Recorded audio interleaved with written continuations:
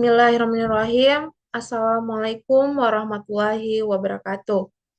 Yang terhormat dosen pengampu Ibu Minarti SST M Kebidanan. Langsung saja perkenalkan, nama saya Astina. Saya dari kelas M23B dengan NIM PBB 230062.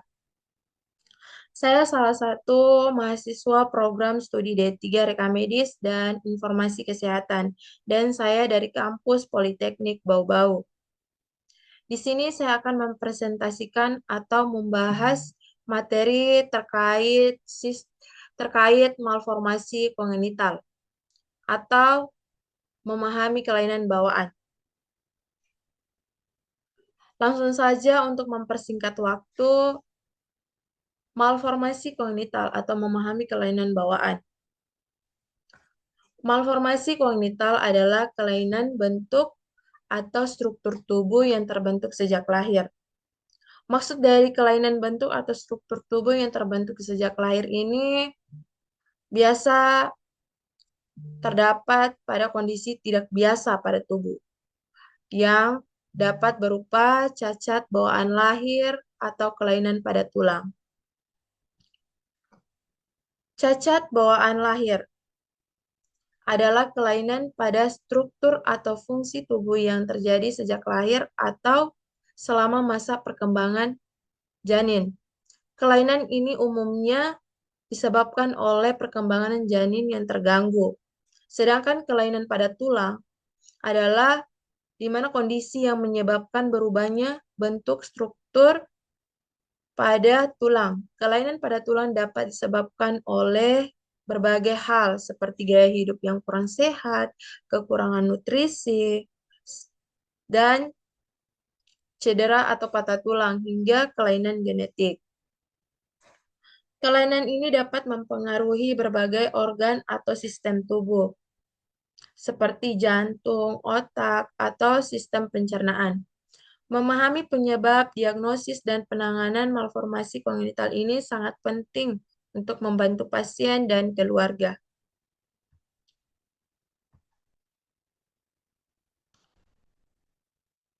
Ada berbagai macam jenis-jenis malformasi kongenital. Pertama, cacat bawaan jantung. Kelainan pada struktur jantung yang terbentuk sejak lahir, seperti lubang pada sekat jantung atau katup yang tidak berkembang dengan sempurna.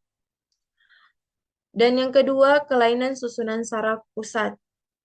Malformasi pada otak dan saraf tulang belakang, contohnya spina bifida dan hidrocephalus. Maksud dari spina bifida ini adalah cacat lahir ketika sumsum tulang belakang bayi gagal berkembang dengan baik, atau hal ini terjadi ketika sumsum tulang belakang janin gagal berkembang atau menutup dengan benar saat berada di rahim. Sedangkan hidrocephalus adalah menumpuknya cairan di dalam rongga jauh di dalam otak. Kelebihan cairan menekan otak dan dapat menyebabkan kerusakan otak. Kondisi ini paling sering terjadi pada bayi dan orang berusia lanjut.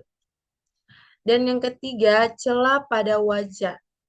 Kelainan bawaan pada struktur wajah seperti bibir sumbing dan langit-langit terbuka. Dan ada juga penyebab malformasi kongenital.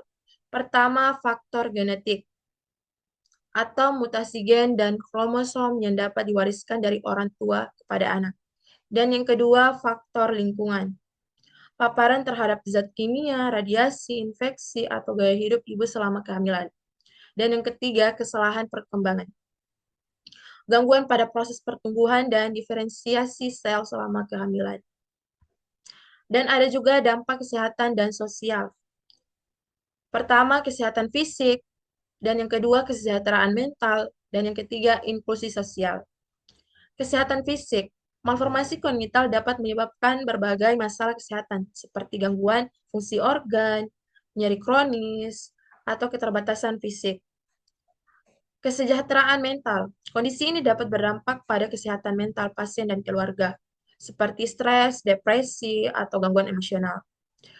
Sedangkan inklusi sosial, pasien dan keluarga seringkali menghadapi stigma, diskriminasi, dan tantangan dalam beradaptasi dengan lingkungan. Dan ada juga deteksi dini dan diagnosis. Pertama, pemeriksaan prenatal. Maksud dari pemeriksaan prenatal ini tes seperti USG dan analisis genetik dapat mendeteksi malformasi sejak kehamilan. Dan yang kedua, pemeriksaan fisik. Dokter akan melakukan pemeriksaan fisik dan mengumpulkan riwayat medis setelah kelahiran.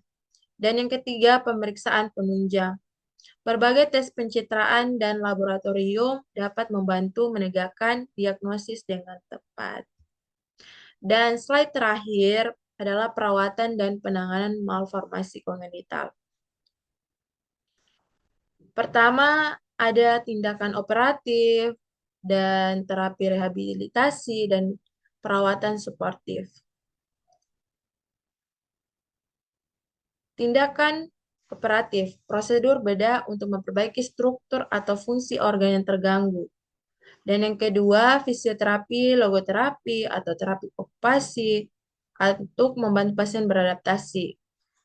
Dan suportif, perawatan medis untuk memantau kondisi, mencegah komplikasi, dan mendukung pertumbuhan.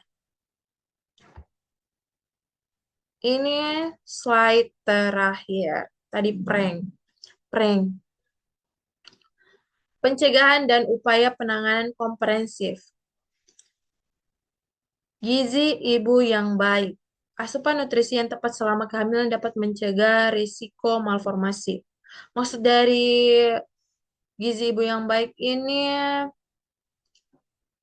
di mana di masa kehamilan itu harus mengonsumsi makanan yang bergizi seperti yang mengandung makanan yang mengandung asam folat. Itu sangat bagus bagi ibu yang hamil. Dan yang kedua, edukasi masyarakat, meningkatkan kesadaran publik tentang penyebab, deteksi, dan penanganan malformasi. Dan yang ketiga, akses perawatan kesehatan, menjamin ketersediaan layanan kesehatan yang komprehensif bagi pasien malformasi. Dan keempat, penelitian dan inovasi terus memperdalam pemahaman dan mengembangkan penanganan malformasi kongenital. Mungkin itu saja yang bisa saya sampaikan. Mohon dan kurangnya mohon dimaafkan karena tidak ada manusia yang sempurna. Jadi maafkan dan bila ada kesalahan kata mohon dimaafkan juga. Mungkin itu saja yang bisa saya sampaikan. Saya akhiri dengan ucapan wabillahi taufik wal hidayah. Wassalamualaikum warahmatullahi wabarakatuh. Terima kasih.